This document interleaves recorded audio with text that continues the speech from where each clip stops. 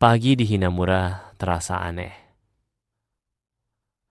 Langit berwarna abu pucat seperti belum sepenuhnya siap menjadi siang. Burung-burung yang biasanya berkicau di atap rumah malah diam, seolah mereka tahu ada sesuatu yang tak seharusnya terjadi malam tadi. Takuma duduk di tepi ranjang, memandangi telapak tangannya.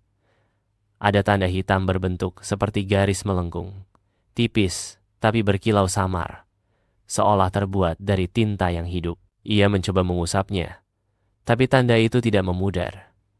Bahkan, saat disentuh, ada sensasi dingin yang merambat ke ujung jari.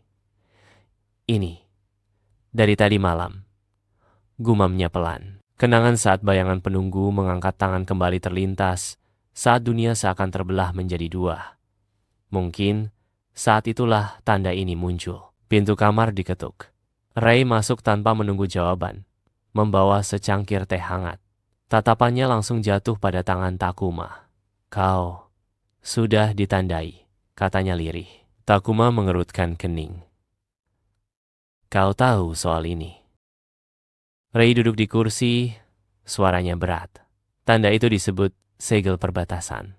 Artinya, kau sudah diakui oleh penghuni dunia lain. Kau bisa melihat apa yang orang biasa tak bisa. Bahkan, kalau kau mau, kau bisa menyeberang ke sana. Takuma tercenung. "Dan kalau aku tidak mau?" Ray menatapnya lekat-lekat. "Maka tanda itu akan menarikmu sendiri." Mereka yang menolak panggilan biasanya hilang tanpa jejak. Perut Takuma terasa mengeras. Ia ingin marah, ingin menolak kenyataan ini.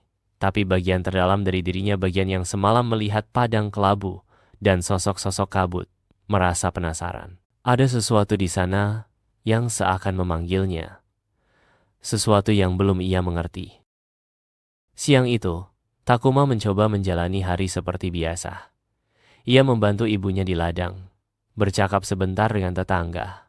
Tapi sepanjang waktu, matanya terus menangkap hal-hal aneh. Seekor burung gagak hinggap di pagar dan menatapnya lama.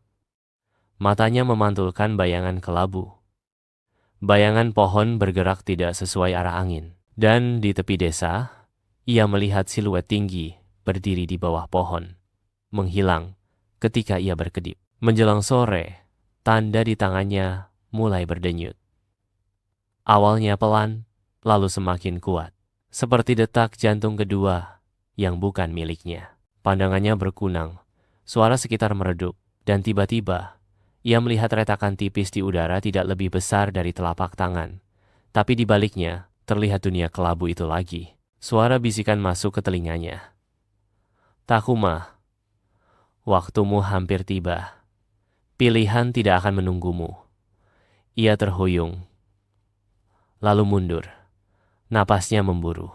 Retakan itu perlahan menutup, meninggalkan hawa dingin di udara. Takuma tahu, ia tidak bisa mengabaikannya lagi. Malam nanti, ia harus memutuskan. Akan ia ikuti panggilan itu, atau mencoba melawan takdir yang sudah menandainya.